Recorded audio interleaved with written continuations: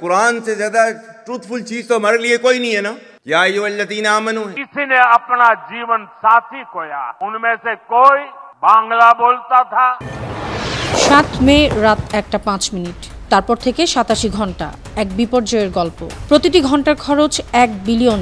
আকাশে রাফাল যুদ্ধ বিমানের ড্রোন, ক্ষেপণাস্ত্র, বোমা। যুদ্ধের যন্ত্রণা শুধু আকাশে নয়, পৃথিবীও কেঁপে উঠেছিল বাণিজ্যিক বিপর্যয়ের ধ্বংসাত্মক তাণ্ডবে।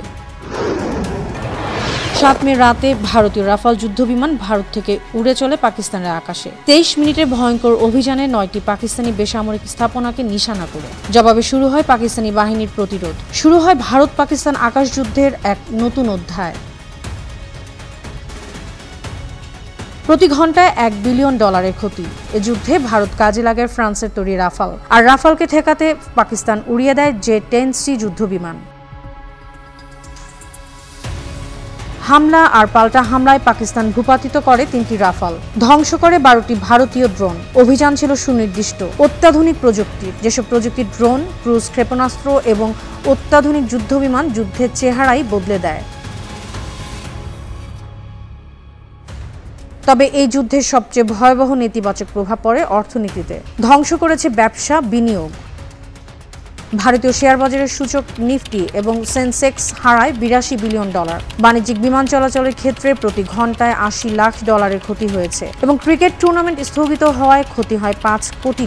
যুদ্ধবিমান ধ্বংসের ফলে ক্ষতি $40 কোটি। সব মিলিয়ে $8,300 কোটি ক্ষতি হয়েছে ভারতীয় অর্থনীতির, বাংলাদেশি মুদ্রায় প্রায় $10 লাখ কোটি টাকা। অন্যদিকে পাকিস্তানের শেয়ার বাজার হারায় $250 কোটি। ক্রিকেট লিগ বন্ধ হওয়ার ফলে 1 কোটি এবং আকাশপথ বন্ধ থাকায় $2 কোটি ক্ষতি হয়। সামরিক খাতে প্রতিদিনের খরচ ছিল $2,50 লাখ। ড্রোন ও ক্ষেপণাস্ত্র চালনার জন্য ক্ষতি হয়েছে $30 কোটি। সব মিলিয়ে পাকিস্তানের মোট ক্ষতি $400 কোটি, বাংলাদেশি মুদ্রায় প্রায় $5 লাখ কোটি টাকা। যুদ্ধ শুরু হয়েছিল কাশ্মীরের পেহেলগাম ঘেঁষা পুঞ্চ সেক্টরের সীমান্তে এক সেনা কর্মকর্তার মৃত্যুর ঘটনায়।